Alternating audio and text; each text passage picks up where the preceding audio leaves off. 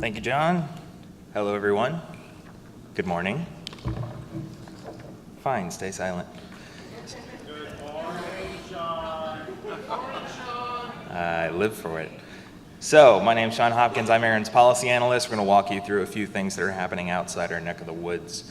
We're going to hit on AFRINIC, APNIC, LACNIC, and the RIPE NCC, all RARs just like us, and they cover these respective regions. AFRINIC. Pending implementation are a few proposals I've mentioned before, a mechanism for AFRINIC staff to sweep for lame delegation records on domain objects, some updates to pointers throughout existing V6 policy, and the allowance for organizations to submit new addressing plans for a larger block than they originally thought they needed without having to renumber. Still under discussion, we got an extensive rework of the PDP underway, mechanism for regular resource reviews by AFRINIC staff. These are random reviews looking for RSA or policy breaches. Also under discussion, we've got a revision to soft landing policies that were drafted a bit ago, and some clarification on V6 sub-assignment language that actually excludes anything that's non-permanent from the definition of a sub-assignment. APNIC. Under discussion, we've got a no-need policy that impacts transfers within and into the APNIC region. Of course, if that comes from a region that has needs-based, like ARIN, it would include a 50% utilization plan over the next 5 years. Also, some familiar clarifying language excluding non-permanent use of V6 from the definition of a sub-assignment. Now, this abuse contact validation proposal actually reached consensus in NUMEA just a couple weeks back. They're still working on an update to their PDP as well, broadens consensus a little bit, allows a little bit of time for mailing list consensus to be determined alongside folks that are actually in the room. LACNIC.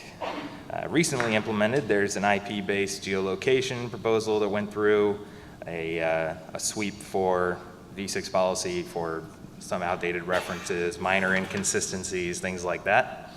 Also implemented a PDP update, just like the one I mentioned for APNIC, allows new addressing plans to be submitted for a larger block without having to be renumbered. There was also a proposal mentioning a global internet registry creation. You might remember we had a table topic about it last time around here, and that's actually since been abandoned by the author, overall lack of support. And you'll notice June 26th was when that was dropped. So, under discussion, now a very familiar update excluding non-permanent use of V6 address space from the definition of a sub-assignment, and an update to V4 language allowing for that same larger assignment without renumbering. Also under discussion, update to, what we got? Also under discussion, sorry, I lost my place here.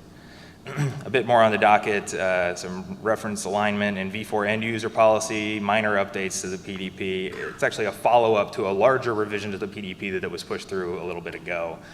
This one allows a discussion phase to be extended if just a little bit more input is needed to determine whether or not there's rough consensus. Also under discussion, an update to the merger and acquisition policy and registration and validation of abuse contacts.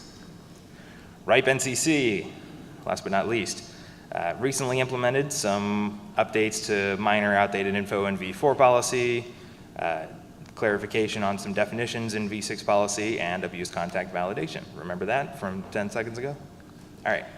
Also recently implemented PDP clarifications. It gives options for extending a review phase if consensus hasn't quite been determined yet. Last but not least, a proposal you should all know by heart. A clarification allowing excluding non-permanent use of V6 from sub-assignment policies. That's what's happening out there. If you have any questions for me, I'm here. None. Beautiful. Thank you.